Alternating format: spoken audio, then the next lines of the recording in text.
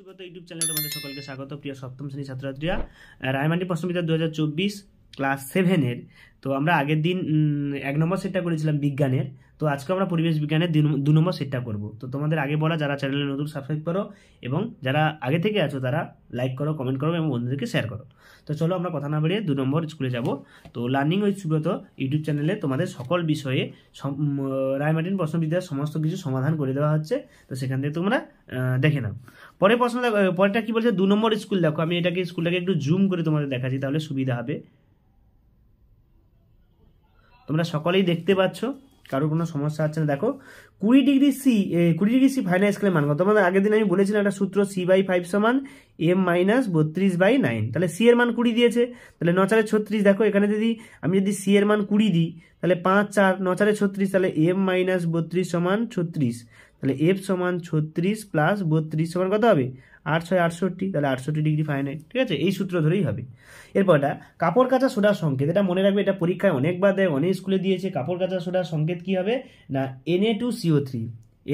Na2CO3, ঠিক আছে, sodium carbonate. এবার দেখো, যে ভিটামিন জলে গুলে যায়, আমি আগের দিন তোমাদের একটা টিপস শিখেছিলাম, কোন ভিটামিন জলে গুলে যায় না? ভিটামিন সি, তাই না? পচা ভালো ছেলে দিয়ে একটা শিখিয়েছিলাম আগের 1 নম্বর স্কুলটা দেখে নাও, তোমরা বুঝতে পারবে। এবার দেখো ফেরিক ক্লোরাইড সংকেতে FeCl3 কি, এর যোজ্যতা কত হবে? তাহলে Cl3 Fe এর যোজ্যতা কত হবে? দেখো Cl3 যেহেতু, তাহলে Fe যোগ্যতা কি হবে? 3, সেই ক্রিস ক্রস নিয়ম অনুযায়ী। এরপরে দেখো কি বলেছে না, আমাদের চুলে কি থাকে? আমাদের চুলে কোন প্রোটিন থাকে? ক্যারাটিন। চুল ও নখে কি থাকে না? ক্যারাটিন নামক প্রোটিন থাকে। বুঝতে পেরেছো তোমরা? পরে প্রশ্ন, ফারেনহাইট স্কেলে ফুটন্ত জলের উষ্ণতা কত? ফারেনহাইট স্কেলে ফুটন্ত জলের উষ্ণতা 212 ডিগ্রি ফারেনহাইট। 212 degree Fahrenheit. পরে প্রশ্ন, তুতের দবনে লোহার ছুরি ডোবালে ছুরির উপর যে বর্ণের আস্তরণ পড়ে তা হলো ড্যাশ। ছুরির উপর কি না? রেড বর্ণের বা লাল বর্ণের আস্তরণ পড়ে। লাল বর্ণের আস্তরণ পড়ে।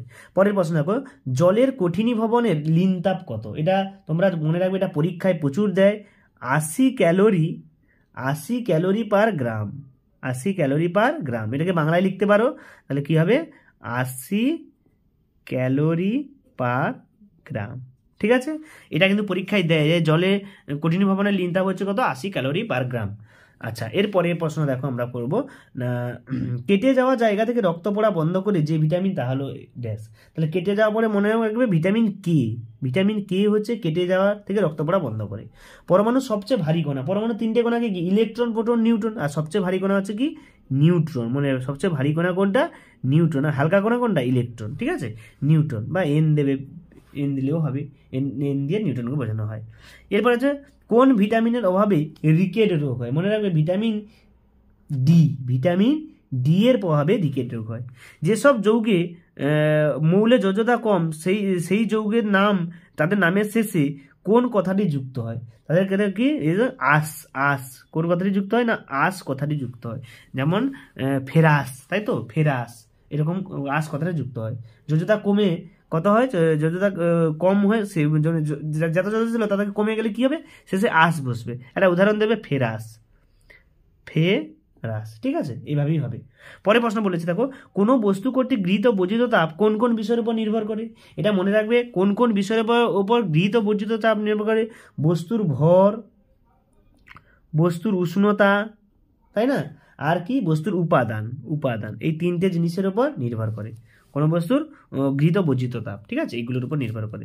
পরের প্রশ্ন বলছে, এক ব্যক্তি রাতে কম দেখতে পাচ্ছে, তার কোন কোন খাবার বেশি খাওয়া উচিত? না, যদি আমরা রাতে কম দেখতে পাই তাহলে কোন ভিটামিনের অভাবে? Vitamin A. তাহলে কি কি খেতে হবে? ভিটামিন এ কি কি না? সবুজ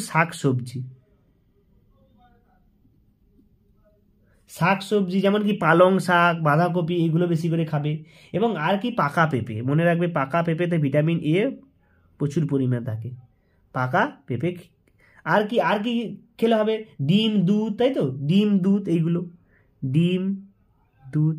তাহলে তোমাদের দেখলাম যে এইগুলো যদি খায় তাহলে ভিটামিন এটা ভালো হবে, তার জন্য রাত্রে সে ভালো দেখতে পাবে। লিনতাপ কাকে বলে? দেখো তোমাদের এটা দিচ্ছি, লিনতাপ মানে আমি বলে দিচ্ছি, তোমাদের বইতে আছে, পেজ নাম্বার খুলে দেখবে যে একক ভরে কোনো পদার্থের উষ্ণতা অপরিবর্তিত রেখে শুধুমাত্র অবস্থার পরিবর্তন ঘটাতে যে পরিমাণ তাপ প্রয়োগ বা অপসারণ করতে হয় সেই পদার্থটির অবস্থান্তরে লিনতাপ বলা হয়। আমি দেখো দিয়ে দিচ্ছি, লেখাটা কোথায় আছে বইতে।